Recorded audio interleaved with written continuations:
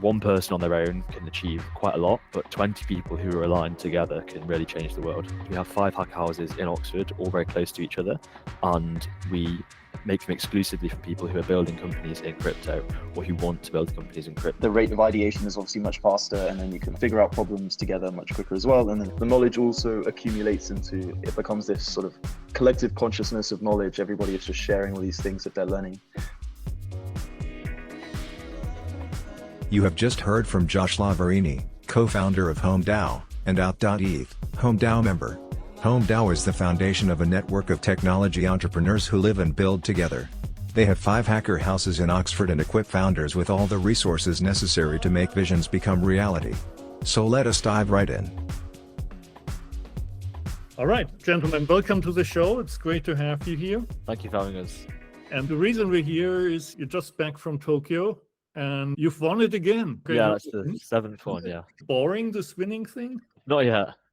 When I saw that, and it was actually the first note that Josh sent me through Telegram, was like, oh, we're a group of hackers in houses, and we've got quite a few backers, which we're going to talk about as well. And we've won these hackathons 6 or 7. I had to think about, and I'm dating myself a bit, when LeBron James joined the Miami Heat and they had this welcome show in the arena. But we also know you 3 kings came down here to win championships. Not 1, championships. Not 2. LeBron, tell us about that. Not 2, not 3, not 4, not 5, not 6, not 7.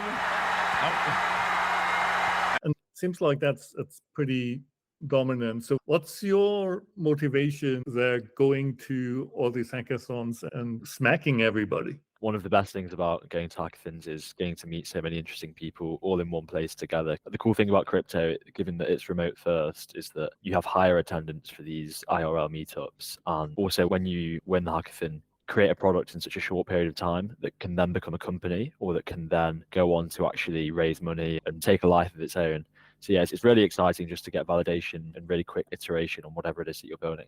It's definitely not about going there and just winning. It's about going there and you have this massive concentration of talent of all the really young builders, like whatever age, really great, just come and then meet all in real life and then hack for 24 hours, just going full tilt.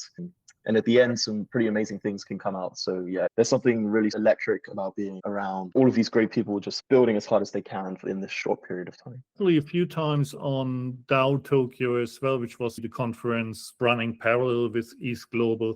Quite a few people who participated there mentioned that the hackathon is great because you can actually, in such a compressed time, create a prototype that evolves into something tangible and that can be funded 3 months later or so. Have you had results of your hackathon commercialized in that way or become real products or protocols? Almost a year ago now, or about 8 months ago, my co-founder and I, we weren't originally working together, but there was a hackathon when I'd come to Oxford and he had pitched me on this idea and we were talking for an NFT AMM. We ended up talking about it for a couple of days and then we saw that there was a hackathon that was going on and we just said, screw it, why not? Let's just go full tilt, we'll drop everything and then just enter this hackathon. And what ended up happening is that the project that we submitted into that hackathon ended up winning, but also more importantly, we ended up pivoting entirely to focus on this thing that we had submitted. It was really quite great. And in Tokyo, this was the wallet score, right? Yeah, so Tanuki is the most recent project that we're probably going to take full time. We're not sure who's going to take it yet because everyone's so busy. No one knows who wants to pivot onto it yet. But that's the cool thing. There are so many people in HomeDAO that someone will take it up at some point. So many people who want to build and who are currently building. Tanuki is a wallet scoring protocol that allows for a safe, fair and transparent way to evaluate people's social credit effectively. So as opposed to the traditional way of measuring people's creditworthiness or people's social standing, which can be based on unfair things such as race or gender or class or whatever it might be, and it's often opaque, so you don't even know what it's based on. This is a way to evaluate people's on-chain activity so that they can then have products specifically tailored to them. So if you are a really creditworthy person, you've done loads of volume, let's say, through your wallet, or you've always been interacting with good wallets, i.e. not associated with money laundering or criminals or anything like that, then perhaps your credit rating on Aave should reflect that, and you should get a better APY or perhaps a lower collateral ratio. So instead of 150% collateral for an over-collateralized loan, you might put 140%.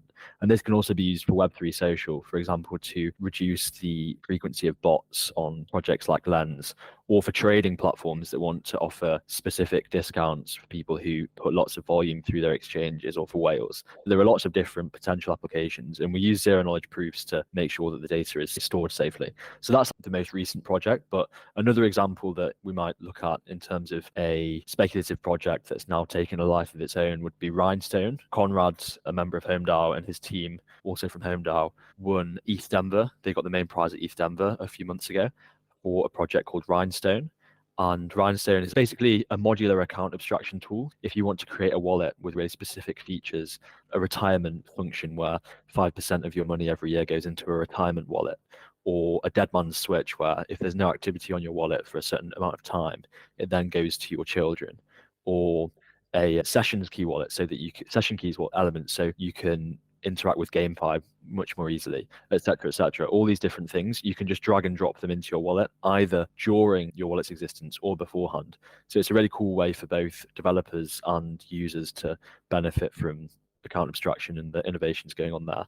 Conrad's now working full time on that and raising money with his co-founder for it.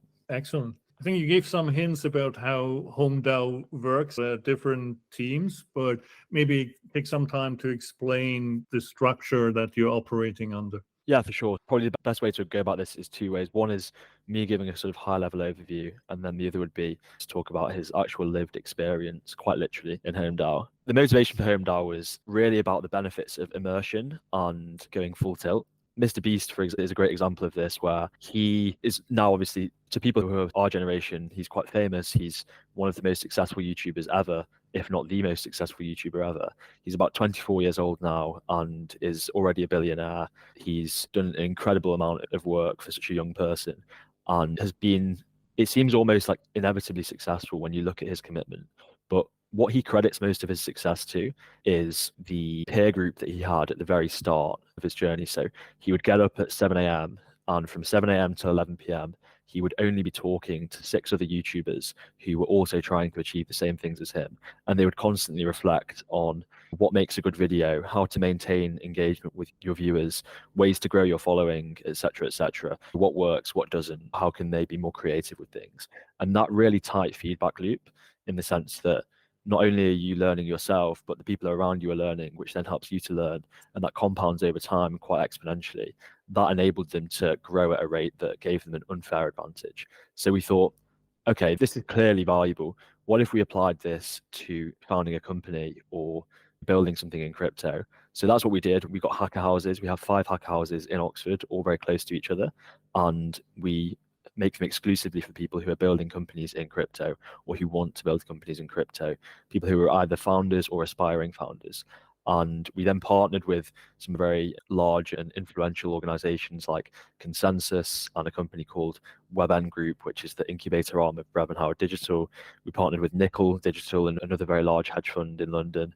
We partnered with Near Protocol, and this enabled our members to get both the sort of grassroots immersion in building the company, but then also interacting with the potential customers and the potential investors in those companies. We launched in November, and since then we've grown to 20 members, all in different houses, building all sorts of different things. We've won, like we said, every hackathon we've entered into, so that's 7 out of 7 now. And most of those projects have become real life projects. And we're just hoping to carry on building on the momentum that we've generated. Yeah, I'll just add that in addition to being able to riff off everyone else who is also building companies, and the rate of ideation is obviously much faster, and then you can figure out problems together much quicker as well. And then the knowledge also accumulates into, it becomes this sort of collective consciousness of knowledge. Everybody is just sharing all these things that they're learning. I think in addition to that, just mentally, it's also a very nice environment. So if you're a solo founder, or if you're just 2 or 3 people founding a company, you often come across problems that are just seem insurmountable or very difficult. And there are very difficult situations that you can get into. And just being in an environment where everybody else is going through the same thing is just very comforting, to be able to lean on other people who have maybe gone through similar things or similar magnitudes of things, to be able to just be there and help you get through it, essentially, and figure out the problems together. We're obviously operating on 2 dimensions. One is an incredibly high level of skill, and the second, by the sound of it, is an incredible high level of intensity. you need to find the people, and maybe there's the hackathon that helps being connected to the whole ecosystem. But ultimately, what in your mind qualifies somebody to become one of the 20 HomeDAO members? How would you select the next one that comes in? I could give my take as a member, and then maybe Josh could give his take as the one who's running it all. I think Steve Jobs has a pretty good soundbite when he's asked about what makes a good team. And he said that really, if you can find 3 or 4 people who are really high quality, then the team manages itself, and they become very selective of who they let into that team. They filter out the quality themselves.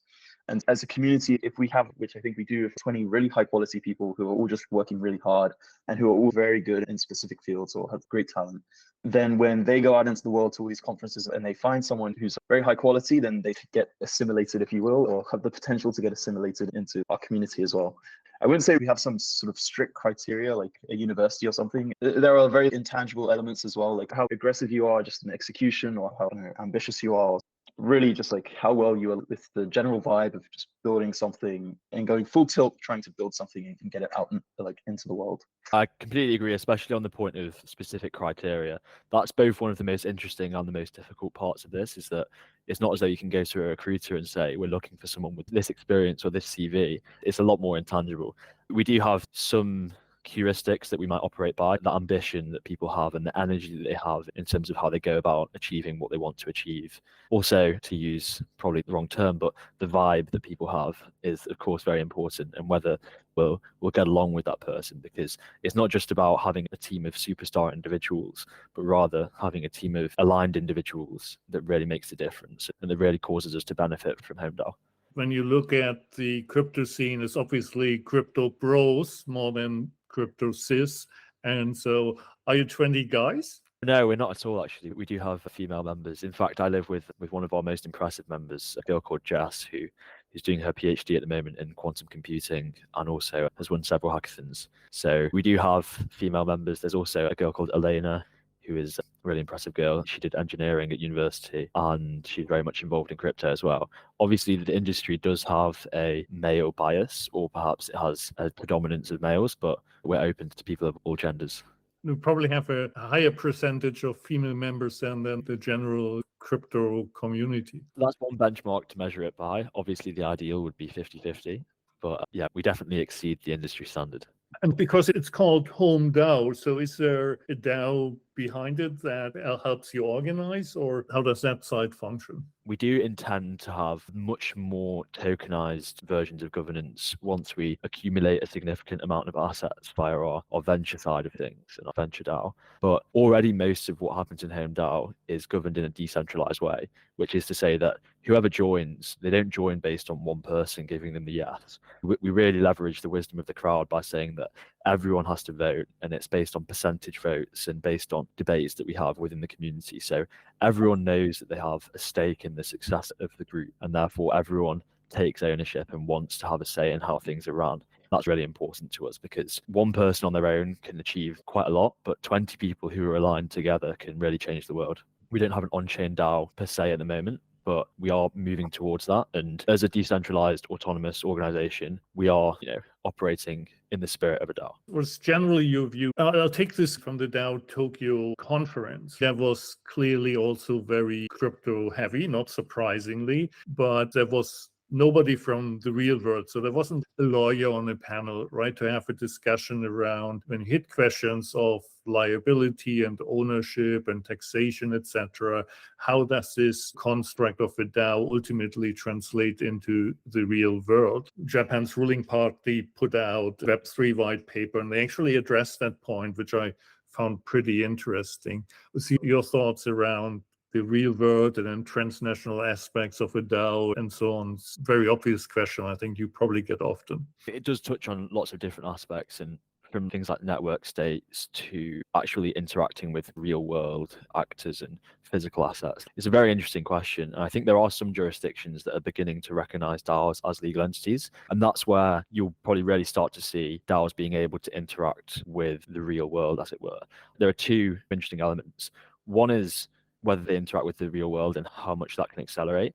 And then the other is the extent to which they can interact completely autonomously on chain without needing the real world. The main reason I think that they would need the real world at the moment would be for dispute resolution. When it ultimately comes to it, you want to have a court that can enforce this rule. If the state is a monopoly on violence, then you need a court to be able to arbitrate whether that violence should be exercised or not, and who should be the one that bears liability. And I was actually talking to a very distinguished professor about this recently. He's actually a professor of constitutional law, but he also writes a lot of software.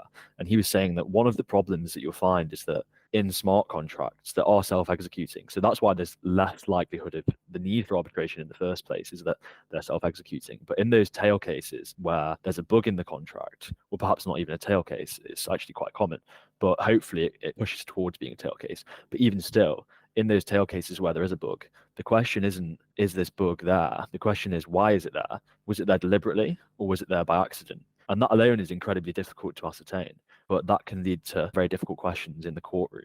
So there are some really important things that we'd have to overcome. I don't think they're insurmountable obstacles, but they are quite nuanced questions that would be very difficult to resolve, especially in a world where there's like a large disparity of technical understanding.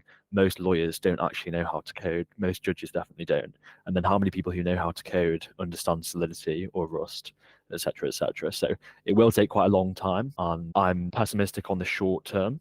On the medium and long term, I think it definitely will have an impact because there are some clear benefits from organizations being run on chain, or at least partly run on chain, in terms of the transparent allocation of resources, the granular control of permissions, that sort of thing. Got it. Thank you. Yeah, so that's a very long-winded overview, but I hope that touches on the different things, because there's also the very sort of aggressive way that you'd frame a DAO, which is that we don't need a government at all. We don't need any third party to arbitrate between any of our activities. And there was Empire DAO in New York that I think really emphasized that. I remember going to visit them, and I was quite impressed with their sort of vigor in emphasizing this, but I'm not sure if it's likely to succeed. I think it would be really quite impressive if we could have these DAOs fully on chain and like fully separate from the like trad world. But I think the reality is the trad world, or like TradFi, these trad institutions have been refined over the course of hundreds, or in some cases even thousands of years. And so they've really developed good processes around arbitration or different cases in financial sense, like creditworthiness, liquidations, these kind of things. Anything that requires some level of subjective human judgment, I think they've really refined that. And so it would be somewhat a waste to not integrate with all of those trad rails and institutions. Obviously, bridging across is extremely difficult, but yeah, I think if enough people work on it, which a lot of people are, then we'll eventually get there. Leading from there, similar question, and maybe start with you, Outdot. It's this thematic of code is law, and should it be law? And what if you make a mistake in the smart contract and it's unchangeable, then you lose your money, and that is just how it works. What is your position on that? The clean view is that, yes, code is law, and then you have a very concrete line of, and it's very unambiguous in black and white, whether something is bad or something is good. Like the reality is that the collateral damage, or just the damage in general from taking that view, is just, it's almost obscene. Like you have hundreds of millions, or I think maybe even billions of dollars in hacks in the past couple of years. And then to say that's all just waste and it's acceptable waste because code is law. So I don't think anybody can reasonably say that. I think code should definitely have a high degree of authority on how the system should operate. But in a case where it really is quite obvious that this is not how the system should operate and somebody has exploited it, then we should probably integrate with the trad rails, like I was saying, that have processes to sort the situation. It may be the case in a few years, or like 10 years maybe, somewhere far on the horizon, that we can move all of this arbitration and these trad rails on chain somehow. We are seeing it already. So we have these insurance projects which have these arbitration processes of figuring out whether something was a hack or not and how the proceeds should be distributed. But right now it's not the case. But yeah, the overarching theme, definitely, I don't think code is law. I think code should have a high degree of authority, but in the case where things really go bad, then you need to defer to human judgment. I completely agree. Not much more to add apart from a general bullishness on DeFi insurance protocols, such as Ultrabity, which is being built in HomeDAO after ETHGlobal. Let's talk a bit more about what you're working on. Maybe one or two examples each of things that are pretty hot for you. I've been working on a project with another member in HomeDAO called Mo for an NFT AMM. And we've been working on that for about 8 months, like I said earlier. And the idea is that if I zoom out a little bit, there's a very cool sector in crypto right now. It's very energetic and it's very exciting and it's very new. It's called NFT Finance. And it's a group of people that have come together and decided that the current state of NFT speculation and trading and financial tooling is just not sufficient. This small group of people have been working for about the past year, maybe year and a half, to build financial tools for NFTs. That includes things like lending, derivatives, perpetuals, insurance, basically all these financial tools, but for NFTs. And that's rapidly progressed over the past year and a half. The project that myself and Mo are working on is an NFT AMM. And the idea is that you have an AMM very similar to Uniswap or SushiSwap or Curve, where you can deposit your ETH and NFTs, and you have democratized liquidity provisioning, which makes a very healthy market for NFT trading overall, something that we think is much better than an order book, where there's a high technical barrier to entry to participate and provide liquidity. In an AMM, it's really just opens it up to everyone. So you have higher degrees of liquidity, but also more people participating and more fairness, essentially. NFTs that you would be automated market making are art and music and whatever else it might represent? It can really be anything, but obviously most of the trading volumes nowadays are done around profile pictures, which is a collection of 10,000 NFTs, if you're not familiar. And each of these NFTs is very similar to each other, but they have their own twists and own different traits. And then typically people will take these NFTs and set them as their profile picture. So that's where most of the volume is. But yes, for sure, like you can definitely add music NFTs or gaming NFTs or even real world asset NFTs into the AMM.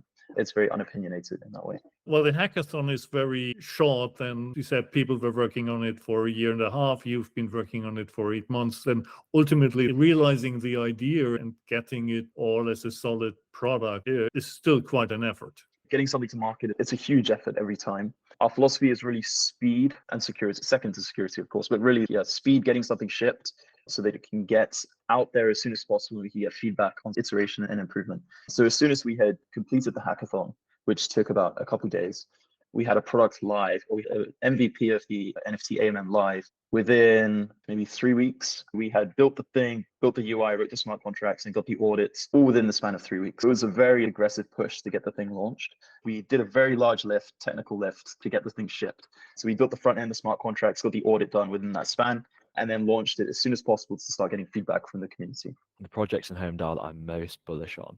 It's very hard to say because they're all in such different niches that you really do have to keep a really broad perspective and not be too specialist, at least in my case, as like someone who evaluates and tries to help these companies. There is quite a strong interest in NFT-Fi for sure. And I've been bullish on NFT-Fi for a very long time.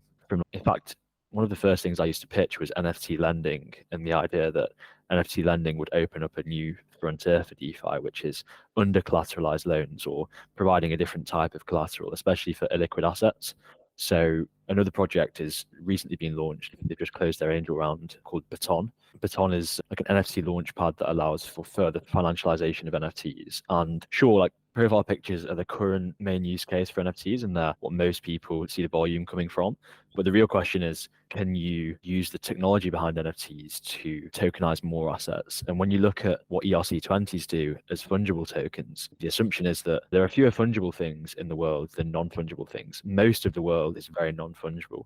Most assets are quite unique, even tradable assets. If you can tokenize even just a small percentage of that and then put them into these different infrastructure tools, that infrastructure becomes a bedrock of the entire ecosystem and becomes incredibly valuable, like a Stripe. Stripe was based on the assumption that more and more people would use the internet to make payments.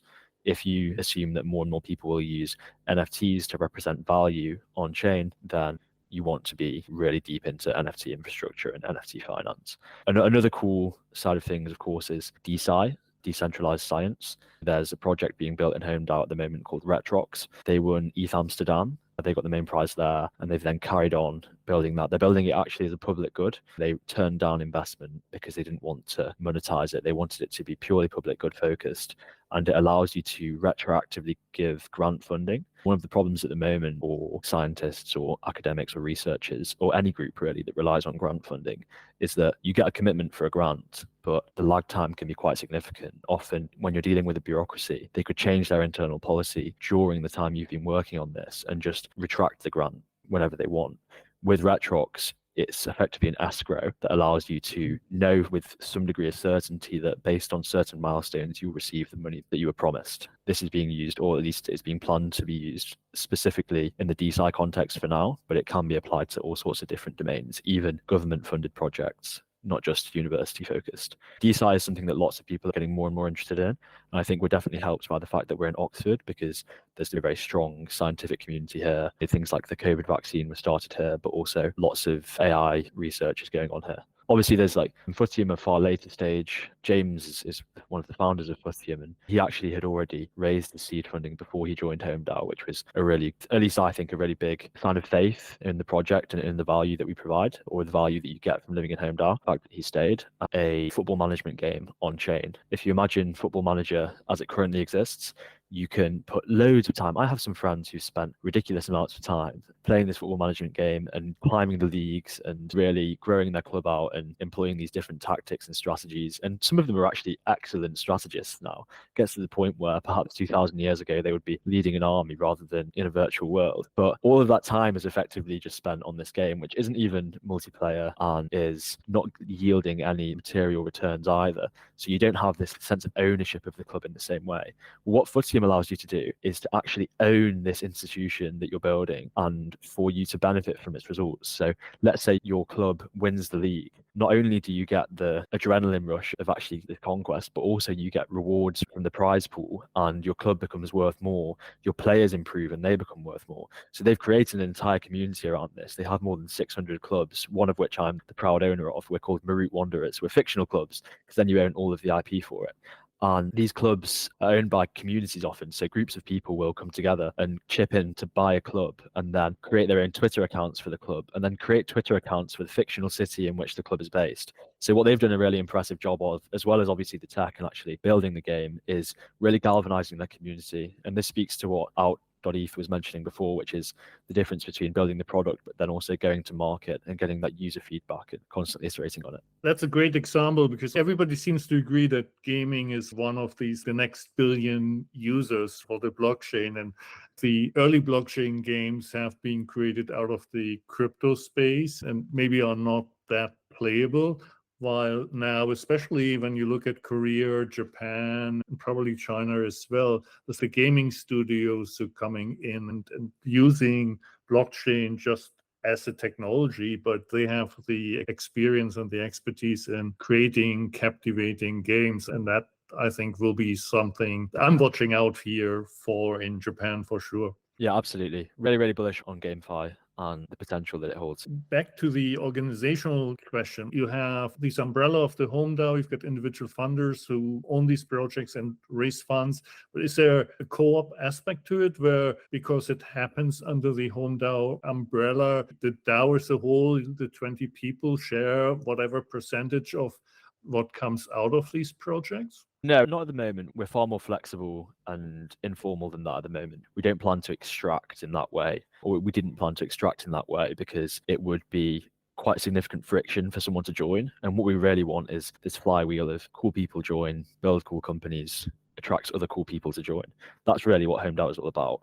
To incentivize people materially and to align people materially, we do plan to have a venture DAO or a venture arm, which everyone in HomeDAO would have some stake in. So then it's not only that you're benefiting from the other person's relationship to help them, but your balance sheet is also benefiting. So yeah, the incubator element is quite clear. I think an incubator would probably be the wrong word because, again, it's not a formal program per se, but we do intend to start to allocate some capital towards projects in HomeDAO. I can only imagine, given that the actual implementation isn't quite intense on time consuming, that with that group of people, you also generate more ideas than you're able to implement. And so if you actually, through the network, can maybe the ideas that you currently can't handle, basically find a team that takes it on and then fund them through the venture DAO, is you're almost getting to a franchise model then. Yeah, perhaps. We're very lucky as well to be working with the partners that we are working with. So, for example, WebN Group, the DeFi incubator that's part of the Brevin Howard digital family,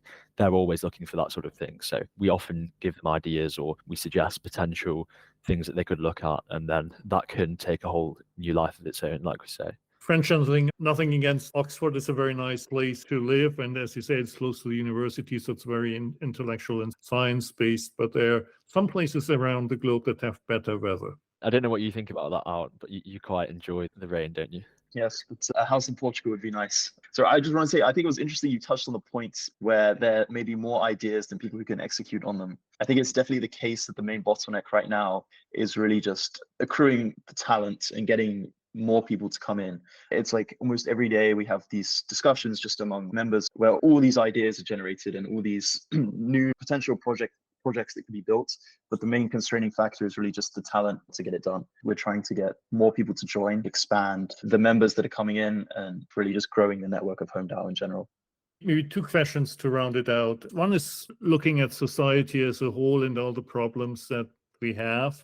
One can make an argument, and it's often being made, right, that the smart young people we have that can really move stuff, does it make sense from a societal perspective to work on crypto? Aren't there other, whatever, green technologies or so where you could add greater society value? I don't know if crypto is the correct target there. If you look at the real sort of value extractors and the people who seem to be causing the most damage to society, or at least adding the least value, you would point to companies like Facebook or similar big tech organizations that don't actually seem to be working on groundbreaking sort of humanitarian elements anymore. There's no true ideological element behind increasing advertiser revenue or making your product more addictive to children in Zimbabwe. There's no actual benefit from expanding the market for Facebook, really, on like some degree of connectivity that we already have. Or for example, Snapchat. There are some ways that Snapchat has been described as an app for certain types of image sharing by adolescents. None of these things are particularly going to change the future of the human race. However, robust financial systems that the whole world can depend on and that allow us to transfer, represent, own value in a way that's fairer and more transparent, they're undoubtedly worth working on. And all of the different innovations that blockchain can bring will allow us to transition into a digital era with far fewer concerns around security, privacy, fragility, transparency, etc., etc. I would actually really advocate in favor of building in blockchain and building products on top of blockchain. In terms of the allocation of talent, though, this is a different question. And I actually think that this is entirely accurate. We don't have a proper system for allocating the top 1% or the top 0.1% of talent. I'm very much inspired by Peter Thiel, the venture capitalist, on this. He often questions why we talk so much about what the quote unquote lower classes or people who are less fortunate in society. It's obvious that their sort of choices or their opportunities aren't always optimal. But the real question we should be asking for society is, what is the outsized impact that can be made from the very, very most talented and most fortunate and the choices that they make? And really, the university system, or the system of going to university for a few years, racking up loads of debt, and then going onto a grad scheme that should hopefully bring you an early retirement, that doesn't seem to me to actually benefit society in any meaningful way, or even the individuals that go through it. So there are four main ways that people see university, and all of them are quite flawed. This is Thiel's matrix. One is an investment product, so it's effectively a commodity. Hopefully it increases your starting salary when you do get a job. Then one's an insurance product. It's the idea that we're in a very uncertain world, and just like owning a house, if you go to university, you'll be safe. You'll be able to protect yourself against the headwinds. If you do this, you're hedged. Then there's the consumption product. We don't really need to talk about that because no one in HomeDAO is probably going to see university as a consumption good, but it's like you get to go to party for 4 years and it's great and you'll potentially meet a partner there. And then the final one would be, this is a zero-sum tournament where you go to win loads of badges and medals and you can distinguish yourself, but not really. All of those things are fundamentally flawed, and we think that the monastic life that university was originally based on, of like-minded people all on a mission together, all trying to pursue something that's almost transcendental or ascendant, is what we're trying to really achieve with HomeDAO. That's the real way to allocate talent, I think. Fantastic answer. And clearly, as far as social is concerned, I don't know if it came from Thiel as well, but we wanted flying cars and all we got 120 character tweets, right? I think you could have said traditional finance has been a hugely value extracting industry as well. And obviously, I spent a long time in there. So maybe last question for you, and given that you are in this Oxford environment where also lots is going on with AI, I simply must ask the question of ChatGPT and GitHub Copilot and all these things. What is the future of a programmer generally, and then where will have this technology the greatest impact? Are you using it? Are you going to use it to become even more productive? Or is this simply going to take out the bottom half of the programmer where it's more like handcraft rather than the high performance that you guys are bringing to the road? My own personal experience with using these tools is that they've massively boosted my productivity. I use Copilots every day and also ChatGPT 4 every day. And interfacing with the tools can really boost your output. So that's my own personal experience. My view on where it's going is really centered around composability. If you look at ChatGPT right now, it has a huge amount of power where you can just interface with it and it will give you a reasonable response. But the real power is in being able to interface with it and not have this one-dimensional interaction where you talk to it and it gives you some feedback, but to talk to it and to ask it to do some tasks. To say something like, I want to go and have a holiday in Portugal or something, and it will go and book the flights, it will book the hotel, it will book insurance, travel, and all of these things. And I think that world is really not quite far away. So you have things like plugins, which are in beta right now or will be released quite soon, which allows developers to create tools that plug into ChatGPT and then do the things that I'm saying. I think crypto ties into this quite heavily as well. So the trad institutions, for all the benefits which you've already said on the podcast so far, and that they really refine the human judgment and arbitration process, they are really not very composable and they're very hard to integrate with and interface with programmatically. And that's true for both law, but also in particular with banks. It's very difficult to interface with banks and use the banking system programmatically to automatically send money around and initiate loans, open up leverage positions or something. This is very easy to do on blockchain in contrast to that. The natural progression, I think, is that with all of these plugins coming with ChatGPT and booking the flights or interfacing with many different services programmatically, the most natural thing is to then integrate with blockchain, which is highly programmable, it's highly composable, and it really naturally fits into this digitally native rails, being able to connect all these services together. That's the world which we'll go into. Maybe it's probably 3 or 5 years away, but it's definitely in the mid to short term. Wonderful, gentlemen. I think this was a fantastic conversation. I really enjoyed this. Thanks very much for sharing your experience and perspective on these things. Really appreciate the conversation and all the best for the HomeDAO going forward. Thanks. Yeah, happy to be here. Thanks, Norbert. Great to chat.